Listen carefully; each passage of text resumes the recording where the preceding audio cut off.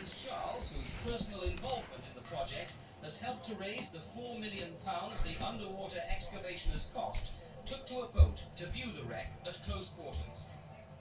So it must have been with a sense of horror that Prince Charles saw what happened next.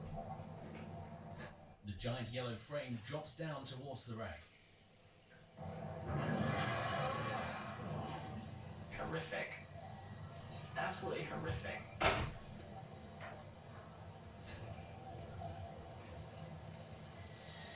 And the massive crane of Todd Moore is lifting the vessel from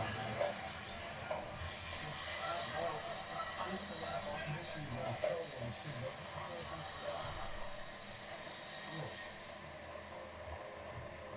I really did think it could go back to the bottom of the sea. I think it crossed my mind, what on earth am I going to say when it disappears below the waves? Luckily, I didn't have to do that. Everything went silent. There wasn't a whisper, no one spoke for what felt like minutes was probably 10 seconds, but just no one moved. And that got paid to Prince Charles getting on her, because it was going to happen from there.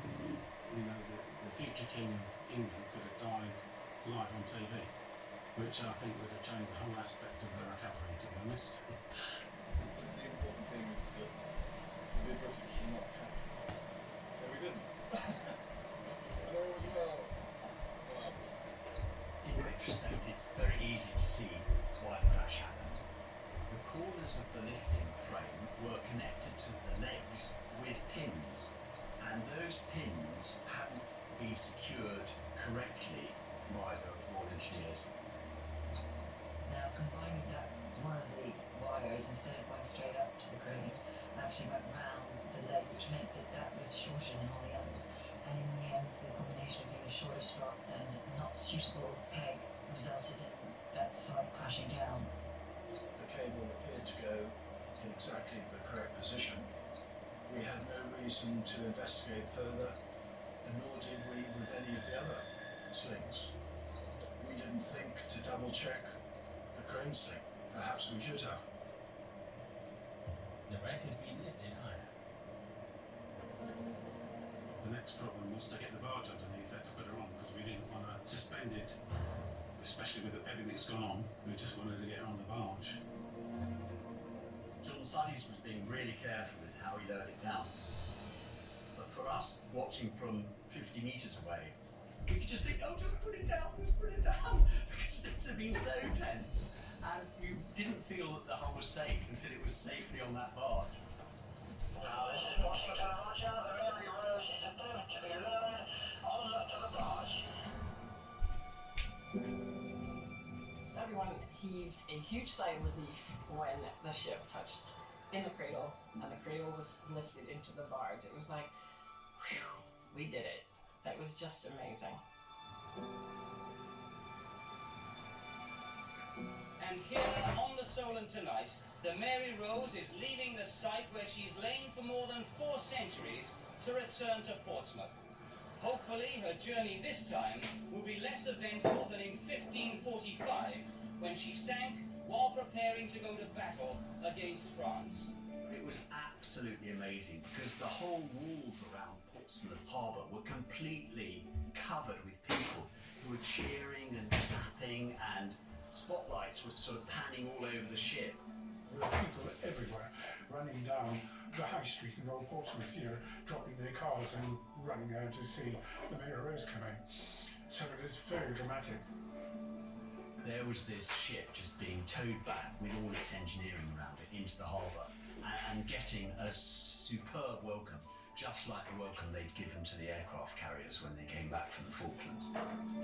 We'd done something that was bigger than just us, I think, because we were in our little bubble all the time and we were doing it for us, and suddenly we were actually taking it through the harbour and handing it to all these people who wanted to be part of it, and we just hadn't realised that.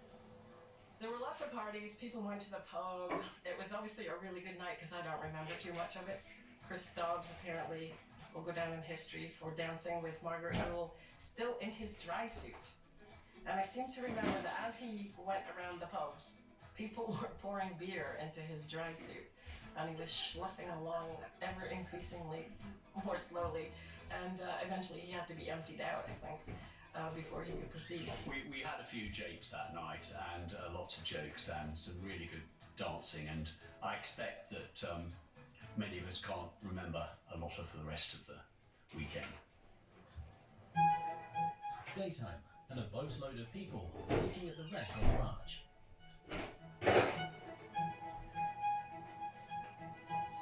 I was staggered when I heard that 60 million people were watching the Mary Rose raising on television. That's a huge, huge amount.